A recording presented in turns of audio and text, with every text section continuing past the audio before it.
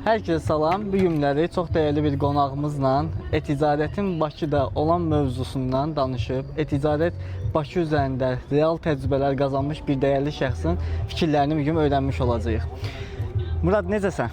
Salam, xoş gəldik. Əlayam Murad, sən necəsən? Bugün 2 dənə adaş. Adıgər bir nəfər ortamızda arzusu ya da izləyicilər bizi ortadan baxır.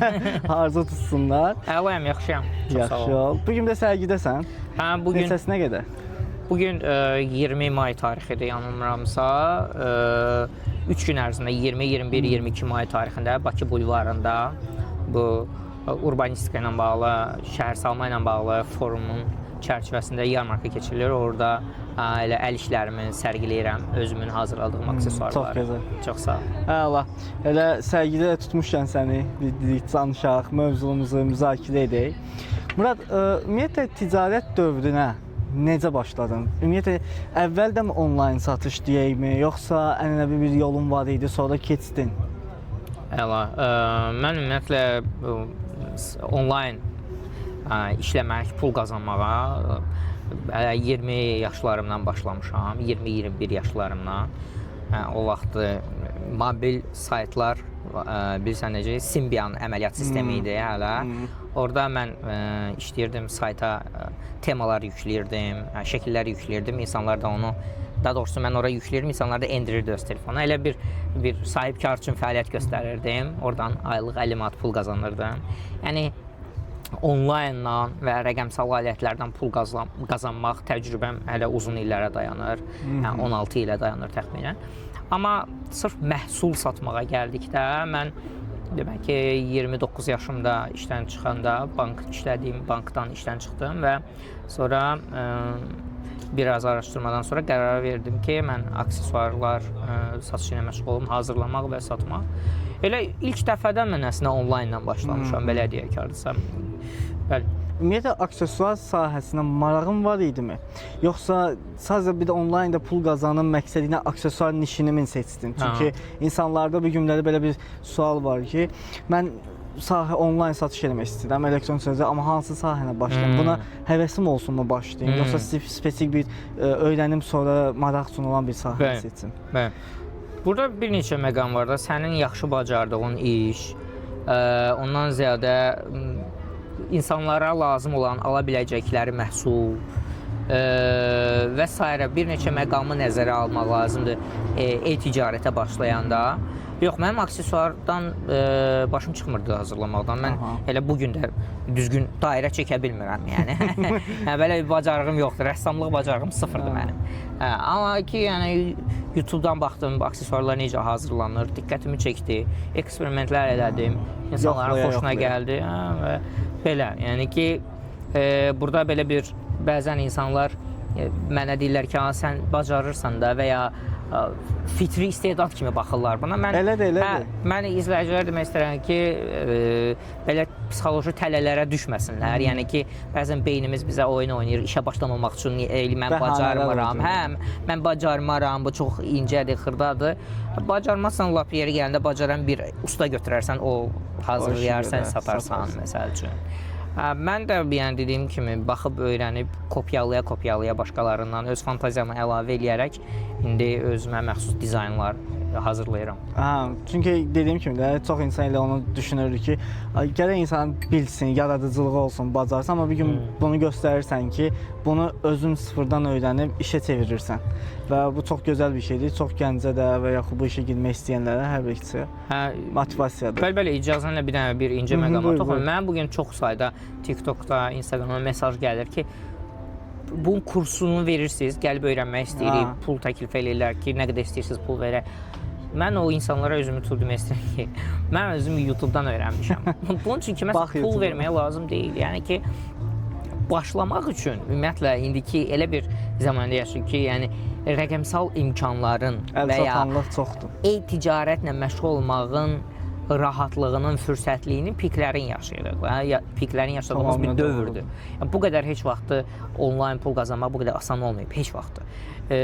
Demirəm ki, bu, belə deyək də, heç bir çətinliyi yoxdur, yox, çətinliyi var, amma bu qədər də rahat əlçatan olmayıb, bax, bunu demək istəyirəm. Razıyam. Yəni, YouTube-da hər bir səviyyə, hər bir peşənin az qala orta səviyyəsinə qədər öyrənə biləcəyiniz videolar var, kurslar var və pulsuz.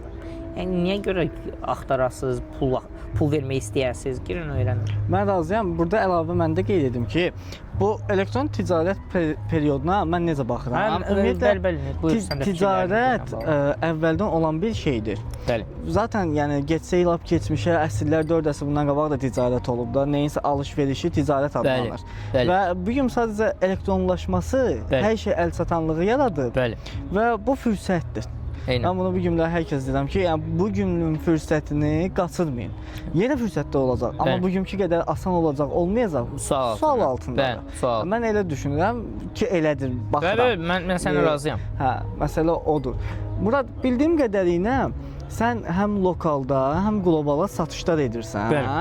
Mən istərdim bununla bağlı bizə bildirəsən ki, necə oldu və qlobala ideya yarandı ki, bir qlobala da satım. Bəli. Mən ümumiyyətlə bəli 6 il əvvəl Azərbaycana satış etməyə başladım. Azərbaycan daxilində onlayn satışlara başladım. Və sonra isə belə deyək, sosial şəbəkələrin yaratdığı imkanlar, fürsətlər sayəsində dünyada mənim videolarım izlənməyə başladı. Biz bilirik ki, artıq rekomendasiya edilən bir şey var. Heç bir belə deyək, xüsusi rəqəmsal bacarığı olmayan insan da kameranı qoyub, özünü çəkib dünyanın o birisi başında görünə bilər. Artıq sosial şəbəkələr bunu bizə təmin eləyir və pulsuz. Mən də bu belə də videolar çəkib paylaşırdım və get-gedə videolarım maraqlı olduqca sosial şəbəkələrin alqoritmləri onu bəyəndi, dəstəkləməyə başladı və xarici göstərməyə. İnsanlar əl işim maraqlı gəldi və almağa başladılar, yəni sifariş verməyə başladılar.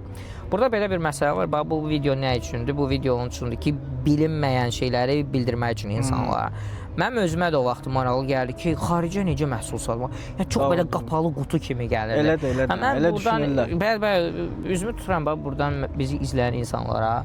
Yoldaşlar, böyük ehtimalla indi sizə də maraqlı gəlir ki, xaricə satış necə olur?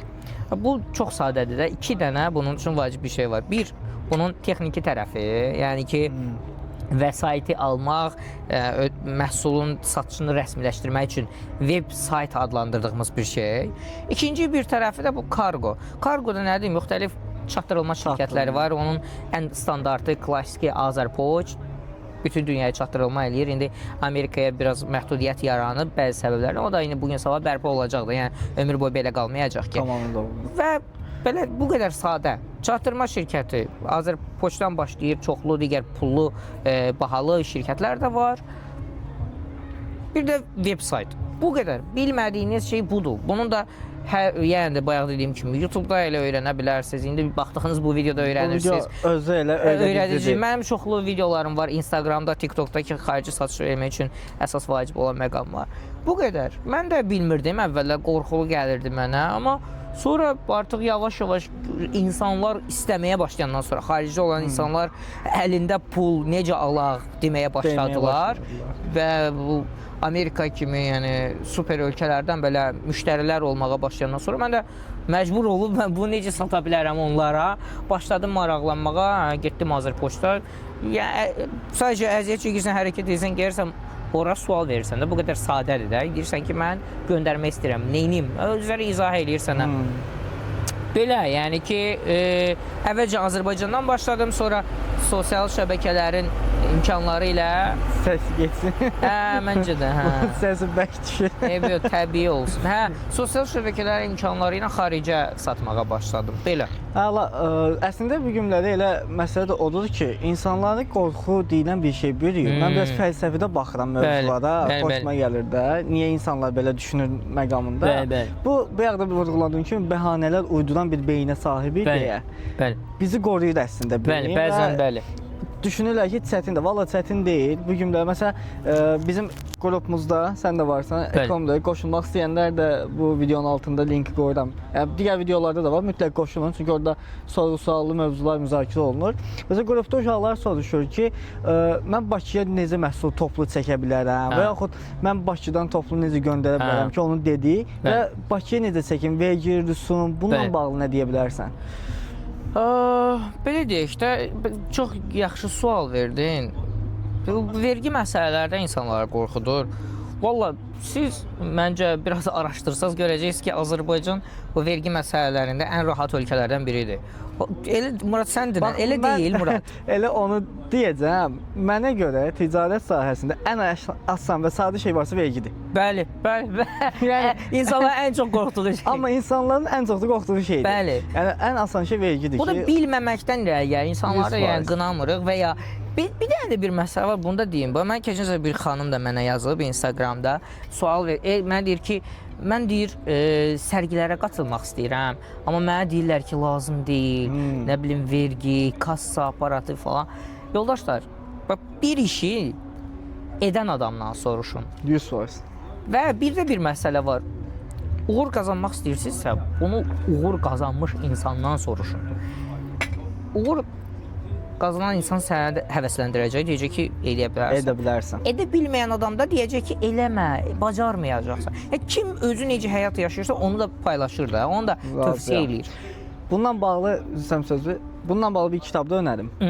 Babilin ən varlı adamı. Kitabın adı belə gedir. O kitabı mütləq oxusunlar. Oxumusan ümumiyyətlə? Yoxsa Yox, o kitab yeni başlayanlar üçün çox vacib kitabdır. Nəyə görə sən dediyini gətirirəm ki, işi biləndən soruş. Bəli. Orada məhz bu mövzuya çox storytelling kimi toxunur. Bəli. Ona görə deyərəm ki, bu kitabı mütləq oxusunlar. Bəli, yəni nəsə bir iş görmək istəyəndə gəb məhəllədəki Fatma xaladan, Əhməd dayıdan soruşmayın. Çox insanlar elə edir. Yəni gedin bu işi illərdir görən adamdan soruşun da. Elədir, elədir. Desə də ki, baş qoşma, bilin ki, yalan deyir də, o paxıllığından deyir. Baş qoşma deyən adam niyə 10 ildir özü bu işlə məşğul olsun? İzah elə bir. Hə, indi sənin sualın vergi məsələsi. Burada məsələ çox sadədir. Əgər siz pərakəndə satış eləyirsinizsə, sadələşdirilmiş nə deyirlər ona, vergidən istifadə edə bilirsiniz. Belə bir sahibkar kimi qeydiyyata düşə bilirsiniz. Dövlət vergi reyestrində 2%, yəni bir məhsulu 100 manata satırsansa sadəcə 2 manat dövlətə buna görə vergi verirsən. Bir də minimal ödənişlər var da orada, yəni ki, Dövlət Sosial Müdafiə Fonduna və indi təzəlikdən çıxıb tezəliklə qoydular. Tezəliklə elə bir ki, ayda minimal 100 manat, 100 manata yaxın, mən elə şişirdirəm, 80 manat təxminən minimal ödəniş var, yəni o 2%-dən əlavə. Bu qədər sadədir də. Bir dənə də kassa aparatı, indi Murad sayırsa. Yəni belə deyək də, qardaş, bir işlə məşğul. Bax bu işin ucunda nə var? Bax indi nə saydım? 2-3 dənə şey, 2% saydım, minimal aylıq 100 azəyin saydım, kassa aparatı. Bunun ucunda nə olacaq? Ya bunları eləyəndən sonra yekunda nə olacaq? Sən elə bir ki 100 nəfərdən 2 nəfərin bacardığı işi bacaracaqsan. Elədir, elədir. Sərbəst iş qrafiki, o dilləri evdən pul qazanmaq, nə bilim 9-6 qrafikindən uzaq bir həyat yaşayacaqsan. Yəni sözün əsl mənasında milyonlarla insanın arzuladığı həyatı yaşayacaq. Sizcə bu həyatı yaşamaq üçün 5-6 dənə proseduru eləyib ayda 100 manat ödəməyə dəyməz Murad? Dəyər 100%. Burada bax əvvəl elə idi ki, insanlar gedərdi 10-15 minə mağaza açardı. Mən uşaq vaxtı bizdə papam da eləmişdi elə ki, mağaza açmışdı. Və sonra o 10 nəfərdən də 8-i batardı. Hə, elə də olmuşdu. Çünki bilik yox idi, ümumiyyətlə təcrübəsiz. Onun bunun sözü mağaza aç, yaxşı işləyər prinsipini açdı və mağaza batdı. Nə oldu? 15 min itirdin. Bəli. Amma burada sənin minimal qoyacağın məbləğ 1000 manata qədər çıxır ya çıxmır. Çıxmır, bəli. Sən və burada görürsən işi və öyrənirsən. Əslində o 1000 manatı mən deyərdim elə o sənin investisiyandır. Bəlidir, əlbəttə ki. Ən gözəl investisiya. Əlbəttə ki. İlk qoyduğun işə məbləğindir. Bəli. Və buna əsasən də sən bilirsən ki, bu işi nə dərəcə eləmək olar və nə dərəcə eləyə bilməzsən. Hətta uyğun olub olmadığını görürsən. Əlbəttə ki, sən ayda sadəcə 100 manata belə deyək, sən sahibkar olmağı yoxlayırsan da, sahibkar olma. Bu yəni elə belə söz deyil də. İndiki bir dünyamızda mənim atıram 8 milyard insanın böyük bir faizinin, yəni atıram 4 milyardının üzəri də bu simvolik rəqəmlərdir. İşçi kimi çalışdığı bir dünyada sahibkar olmağı sadəcə ayda 100 manata yoxlaya bilirsən. Bunun artıq nə istəyirsən də, yəni bu nəyin qorxusudur. Tamamilə doğrudur. Murad, yaxşı, bəs indi bizim bu dostlarımız elektron ticarətə həvəsli olanlar, yəqin ki, bizi izləyənlərin bir 70% sahibkar ruhludur da, belə həvəslidir. Bunlar indi bizim daxili bazarda elektron ticarət eləmək üçün hansı platformadan başlasınlar? Məsələn, bizim bazarın yerli şirkətləri də var. Düzdür, bir dənə deyil. Bəli. Rəqibi yoxdur, o gün də səndən danışdı. Və bu xarici platformalarda var. Aha. Hansını seçsinlər, nədən başlasınlar? Yaxşı sualdır. Burada bizi izləyən insanlar bir dənə şeyi aydın bilməlidirlər. Mənə tez-tez sual verirlər ki, məsələn, nə bilim, Etsy-də necə satırsan və ya Etsy ilə Amazonla Shopify-ın fərqini soruşurlar. Bax, mən təzə başlayanlara yaxşı ailəmi qatmayım, ardıcıl danışım. Yeni başlayanlara məlumat vermək istəyirəm ki, mən ümumiyyətlə tövsiyə edirəm ki, marketplace-dən başlasınlar. Əgər fürsətləri varsa. Ya da əslində şəxslə başlayır. Yəni fərqini deyək də, bu fərqi həmişə demək istəyirəm. Bilməlidir. Baxın, var şəxsi sayt, şəxsi sayt. Yəni kataloq deyək də, onlayn kataloq deyək daha asan olsun. Bu saytın olmağı o deməkdir ki, sən satış eləyəcəksən. Bu saytın olmağı o deməkdir ki, sən məhsullarını insanlara onlayn göstərə biləcəksən. Amma çətin tərəfi odur ki, o sayta insanların girişini, yəni trafiki sən təmin eləməlisən. Buna başqa cür desək, sadə adla desək, reklam eləməlisən məhsulunu ki, insanlar girsin, görsün. Biri də var, marketplace. Marketplace nədir? Bu, sən artıq belə bir market götürək Azərbaycanda. Bir market marketplace-dir. Yəni, online mall deyə bilərik də, online mall. Yəni, 28 mall var da, məsəl üçün, Park Bulvar var, elə indi yanında oturmuşuq. Onların içində mağaza alan adam girib öz mağazasına reklam eləmir ki, olsa mola gələn adamlar o mağazasını görür, düzdürmü? Bir market də belədir, elə bir ki, 28 malldur da, bir market. İnsanlar onsuz da gəlir, sənin də məhsulunu görür və alır. Bunun üçün sən əziyyət çəkmirsən. Əgər reklamı bacarmırsansa, bir marketdən başla, məsəl üçün. Və ya bir market kimi yerlərdən başla. Etsy, Amazon, eBay da bura daxildir. Əgər özün reklam etməyi bacarmırsansa, onları eBay özün reklam eləyir, bir market özün reklam eləyir. Sən də gir orada, bir dənə vitrin yarad, məhsulları bu düz alsınlar, satış elə və reklam üçün əziyyət çəkmirsən demək olar ki, sözün əsl mənasında. Amma yox, sən deyirsən ki, mən qəşəng video çəkə bilirəm. Marketingi yaxşı bilirəm. Yəni, heç lap yaxşı bilmirəm, öyrənərəm. Ən azı heç marketingi bilməsin belə, video çəkməyi bacarırsansa, o da elə artıq marketingin ilkin adımlarıdır. İlk addımlar, ən qustar üsuludur belə deyək də. Deyə bilərsən ki, mən özüm video çəkib Instagrama yükləyə bilirəm. Əla. Onda sən marketplace-ə qoşulma. Yəni ki, bir marketə, eBay-ə, nə bilim falan filan yerlərə girmə. Ələxüsusda orada komissiyalar ödəyəcəksən və s. və ilə axır. Demək, və burada sən özün sat. Götür Instagramda, ən birinci Instagramda, TikTokda, Facebookda səhifə yarat, ora şəkilləri yüklə və sat. Biraz professionallaşanda öz saytını qursun insanlar. Öz saytında Azərbaycanda bu dəqiqə ən rahat qura biləcəyin. Mən hətta bu haqda video çəkmişəm. 50 neçə dəqiqəlıq. İndi biz bu videonu yəqin bir yerdə kollab eləyəcək. İnsanlar mənim də YouTube kanalımı görəcəklər. Bu kanalıma keçsinlər. Top link var. Cəmi 10 dəqiqə sözün əsl mənasında öz saytını qura bilirsən. Qəpiksiz başlaya bilirsən. Və girsinlər və sonra da illiyi də çox deyil, 100 manatdır, nədir illiyi təsəvvür etsən, 150 manat olsun. Bir ilə 150 manat illiyi olan professional sayt yarada bilərlər. Top linkdən ödəniş eləyə bilir də müştəri? Bəli, müştəri ödəniş eləyə bilir və girsinlər. Dediyim kimi, video çəkib öz məhsulunu reklam eləyə bilən insanlar özlərinə sayt yaratsınlar. Ən birinci sosial şəbəkə. Belə tövsiyəm budur yəni. Dediyim kimi, saytı da necə yaratmaq olar, o barədə bir saata yaxın videom var, girsinlər, baxsınlar. Əla, çox sağ ol. Əslində mən burada da elə məsələ odur ki, yeni başlayanlara marketplace önərirəm. Nəyə görə? Bunun düz açıqlamasını geniş verdim, mən qısa tutacağam. Bəli, buyur. Çünki ticarət bir biznes sahəsidir. Bəli. Bu sahəyə uyğun olmadığını yoxlamaq üçün həm marketplace hazır trafiki olan bir bazardır. Mən bunu realda ənənəvidə sədərəkə oxşadıram. Yəni sədərəkdir, sən orada market, məsələn sən dedin ki, malldur, ümumi marketplace-dir. Daxil olun, orada mağazanızı qurun. Görün satış eləmək istəyirdi yoxsa yox. Sonra artıq öz mağazanız markalaşın və dəyər qatın. Belə markalaşmaq demişkən Murad, sən bir markasan artıq, ölkədə neçə ildir çalışdığın bir spesifik sahəm var. Bu markalaşma prosesi daxili bazarda necə baş verdi, bu yollara gəlməkdə nələr etdin, nə qurban oldu və yaxud nələr əldə etdin və markalaşmaq önəmlidirmi? Bəli. Çox yaxşı sualdır bu da. Məsələn, bunu elə nəyin üzərindən nümunə gedək? Mən hal-hazırda sərgidəyəm. Hardasa bir 30 metr, 50 metr orada sərgidəyəm. Kadrlar qoyaram. Hə, Murad oradan məni götürüb tartıb gətirib bura ki, gəl müsahibə eləyək, podkast eləyək. Və niyə gətirirəm sözümü? Bax, bu sərgidə bayaq başlayandan hardasa mən 100 manat üzəri satış eləmişəm. Mən baxıram ki, mənim yanımdakı mağazalar daha az satış eləyir.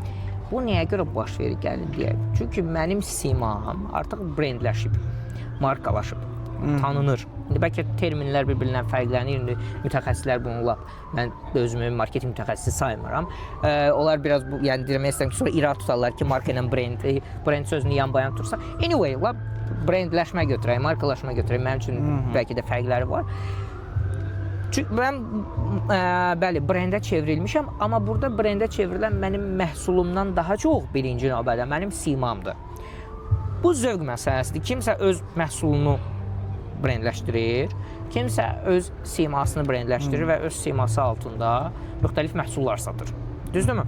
Okay. Bu mənə nəyə başa gəlib və ya bunun üçün nələr eləmişəm? Əlbəttə ki, bunun üçün bir, çox görünmək lazımdır. Yəni insanlar səni və ya sənin məhsulunu çox görməlidirlər. Həddən artıq çox bezənə qədər görməlidirlər. Yəni bəziləri hətta səndən buna görə belə zəhləsi gedəcək, o qədər görəcək ki səni. Amma bəzilərinə əksinə xoş gələcək, istəyəcək səni nə qədər çox görsə, o qədər yaxşı. Anyway, sən çox görünməlisən markalaşmaq üçün. Bu əlbəttə ki, insandan əmək tələb edir. Ya ödənişli reklam tələb edir, ya da content creatorluq bacarığı tələb edir. Yəni məzmun, video məzmun, foto məzmun yaratmaq bacarığı tələb edir. Bunu etmək lazımdır ki, biz əlbəttə ki, mən onlayn tərəfindən danışıram da, yəni onlaynda brendləşmək üçün nə etmək lazımdır, dedim artıq bunu. Və əlbəttə ki, görünməkdən ziyadə ortada bir hekayə olmalıdır. İnsanlar nə üçün hekayə olmalıdır? Sual yaranır. Hekayə olmalıdır ona görə ki, insanlar səninlə daha rahat emosional bağ qursunlar. Çünki insanlar emosional bağ qurduqları insanla özləri arasında daha yaxın məsafə görürlər. Yəni özündən biri kimi görürlər, belə deyək artıq. Və özündən biri kimi, belə deyək, 5 nəfər dayanıb eyni məhsulu satır. Hansından alış-veriş eləyərsən? Özündən biri kimi gördüyündən. Düzdür? Ya tanış olduğundan, ya da bu özündən biri tanışsansa, demək ki, orada belə deyək də, hətta 5-i tanış olsa belə, 5-i də tanış olsa belə, onların içində ən alış-veriş eləyəcəyin ən yaxın bildiyin olacaq. Düzdürmü? Düzdür. Yaxınlıq olmaq üçün də emosional bağ olmalıdır. Düzdür? Biz niyə qohum-əqrəbə ilə yaxınıq? Çünki emosional bağımız var uşaqlıqdan bərabər, görmüşük, çox görmüşük onları və s. Belə brendləşmək üçün mütləq çox görünmək, çox göründükcədən emosional bağ yaranmalıdır. İndi storytelling öyrənə bilər insanlar, o da internetdə pulsuzdur ki, hekayə qurmaq, hekayə yaratmaq və ya hekayə danışmaq ən azından. Heç qurmaq sözü deməzdim, mən burada lazım deyil. Sadəcə olduğunuzu bölüşsəniz, bu elə artıq bir hekayədir. Hekayədir. Və hekayədə də mütləq insanlar sizinlə emosional bağ quracaqlar və artıq siz brendləşəcəksiniz. 5 dənə satıcının yanında siz daha çox satış etmək qabiliyyətiniz olacaq, potensialınız olacaq. Belə. Əla. Sən nə düşünürsən bu haqda ümumiyyətlə? Tamamilə əslində sənin dediklərinlə elə bir razıyam. Bu ticarətdə ümumiyyətlə satışda belə deyək, bir söz var ki, əgər sən öz məhsulunu dostuna sata bilmirsənsə, Bəli. o məhsulu satma. Bəli. Çünki sənin alıcın elə birinci yaxının olmalıdır. Emosional bağın olan insan olmalıdır ki, həm o məhsula güvənmək, həm sənə güvənsin. Bəli. Əgər sənə güvənmirsə, o məhsulu ümumiyyətlə satmayacaqsan və satış da budur. Zaten satışda bir şey satmaq üçün 7 dəfə ən azı görülməlidir. Bəli, bir müştəri 7 dəfə sən dediyin kimi bezənə qədər. Bəli. Sadəcə bunu mən çox adamda ticarətdə bu səhvi görürəm. Bəli. Veb-sayt quranlara indi mən təlimlərimdə olsun, sizə tələbələrimdə görürəm ki, məhsulu birbaşa təqdim edir. Bəli. Gəl bunu al deyir. Bəli. Bu işləmir. Bəli, işləmir. Çox təəssüf ki, bizim bazarda da bir çox sahibkar bu cür yanaşır. Gəl məhsulu al deyir. Bu işləmir. Sən orada bir emosional bağ qurmalısan. Müştəri niyə alsın? Səni tanıyıb alsınmı? Bəli. Yoxsa məhsulu sən dediyin kimi tanısın, alsın. Bax bu çox önəmlidir. Bəli. Yəni parkda bir gün maraqlı şeylər baş verir. Murad, bəs daxili bazarın müştərisi necədir səncə? Yəni mən çünki qlobalı bilirəm. Aha. Qlobalda çox rahatdır. Bəli. Müştəri bir gün aldığı şeyi xoşuna gəlirsə bəyənir, sənə komment falan da yazacaq. Xoşuna gəlmirsə bəyənməyib atacaq. Bəli. Amma bizim daxili müştəriləri də tanıyıram. Bilirəm ki, biraz yoruculuğu var və bir gün daxili bazarda ticarət nə yerdədir? Bundan da istəyirəm biraz məlumat verərsən. Çox, aha. Elə bir şey var ki, Azərbaycanda, bax çox qəşəng sual, çox qəşəng sual. Ümumiyyətlə suallar bir gün yaxşıdır. Əladır. Belə bir yanlış düşüncə var ki, Azərbaycan auditoriyası əl əməyinə dəyər vermir, əl işinə dəyər vermir, xaricdə heyif deyil. Səhv düşüncədir. Sən keyfiyyətsiz məhsul düzəltsən, birincisi heç onu xaricdə də almayacaqlar. Nə olsun əl işidir. Düzdür gördüm. Elədir. İkincisi, Azərbaycan milləti, sözün əsl mənasında milləti xüsusi bir millət deyil. Yəni yad planetli deyil. Digər millətlərlə ortaq xüsusiyyətlərimiz çoxdur. Və bu da o deməkdir ki, sən məhsulu yaxşı, düzgün təqdim eləməyi bacarandan sonra Azərbaycanlılar da bu məhsula yeri gələndə yüksək məbləğdə ödəniş eləyəcəklər. Məsələn, mənim məhsullarım var ki, 100 manata bərabərdir də, təxminən dəyəri 100 manatdır. Gözəl keçsin, təzədən bu cümləni quraram. Bunların arasına şey qoyacam, frame. Ağ-qara qoyarsan. Ağ-qara frame. Mənim məhsulum var ki, 100 manatdır. Və insanlar çox rahatlıqla da bu pula qıyıb mənim məhsulumu alırlar. Niyə? Çünki ilk növbədə məhsulum keyfiyyətlidir. İkinci növbədə çox yaxşı tanıdıram onu. Təqdim edirəm. Təqdimat yaxşı. Təqdimat yaxşıdır. Əgər siz düşünürsünüzsə ki, Azərbaycanda əl işinə dəyər verilmir və buna görə də dəyməz bu işə girməyə, bu yanlış düşüncədir. Demək ki, siz ya yaxşı təqdim eləmirsiniz məhsulunuzu, ya da məhsulunuz keyfiyyətsizdir. Bu qədər sadə. Bu ikisi bir-birinə cavab verəndən sonra bizdə də, Azərbaycanda da satışlar eləmək olur. Mənim yəni ki, satış rəqəmlərim olur 2000, 3000, 4000, yəni Azərbaycan daxilindən söhbət gedir, bir aya düşən satış məbləğlərindən gedir və deyim ki, bunun üçün çox əziyyət çəkirəm, yox. Sadə və rahat. Bəli. Və müştərilər ən əsası ödənişi onlayn mı edir, yoxsa qapıda? Əla, Çünki əla. Bu da çox yaxşı sualdır. Səninlə dünən də bunu sıra günü deyəsən danışmışdıq. Şəxsi görüşümüzdə müzakirə eləmişdik. Məsələ burada nədir? Baxın, insanlar elə bilirlər ki, Azərbaycanda hələ də onlayn ödəmə mədəniyyəti formalaşmır və s. Bəli, biraz beynəlxalq arayandan geri qala bilərik, amma Azərbaycanda da onlayn ödəniş qabiliyyətli müştəri segmenti kifayət qədərdir. Və mənim müştərilərimin ümumiyyətlə qayda belədir ki, yəni sən istəsən də qapıda ödəyə bilməzsən. Qayda dediyim, yəni işləmə mexanizmən belədir. Belə bir mexanizmən belədir. Mən müştəriyə izah edirəm ki, qardaş, sən necə olur ki, Trendyoldan o boyda xarici ölkədən onlayn sifariş verə bilirsən. Mən burada bu Bakıdayıq da ikimiz də. Mən niyə qapıda ödəyəsən mənim məhsulumu? Mənə də onlayn ödə. Sonra istəyirsən qapıva çatdıraq, istəyirsən bizim gəl götür məntəqəmiz var, oradan götür. Güvən məsələsidir. Bəli, sən markalaşmısan. Güvən formalaşdırandan sonra insanlardan onlar sən onlayn ödəniş eləyə biləcəklər. Mənim yəni müştərilərimin kifayət qədər böyük bir hissəsi hətta heç mənimlə danışmadan, mənimlə ilkin ünsiyyət qurmadan belə saytımdan onlayn ödəniş eləyirlər. Söz var, belə məşhur istək var, gecə yatanda pul qazanım. Onun verdiyi həzz başqadır. Bəli, mən bəzən gecə yatanda pul qazanıram. Yəni nə məndə müştəridir gecə saat 2-də girib onlayn alış-veriş edib və mən səhər dururam, görürəm ödəniş artıq gəlib, hesabımdadır və mən onunla əlaqə saxlayıram ki, necə sizə məhsulu təhvil verək, seçim edin. Bəzən özü seçir, əvvəlcə bəzən danışıb dəqiqləşdiririk. Belə, müştərilər var, onlayn ödəmə qabiliyyəti olan müştərilər var. Çox. Şəxsən mən də yəni bunu edən biri olaraq deyirəm ki, bizim bazar bu cəhətdən edir, ödəniş edir. Sadəcə sən güvən qurmalısan. Çox üzr istəyirəm. Bir də burada yadımdan çıxdı vacib bir məqam ki, baxırsan həm də hansı hədəf kütləsi ilə işləyirsən. Yəni ki, elə insanlar var ki, onlar belə deyək, büdcələri belə deyək, yüksək aylıq məvacibləri, gəlirləri yüksək deyil və ya hətta minimumdadır, belə deyək.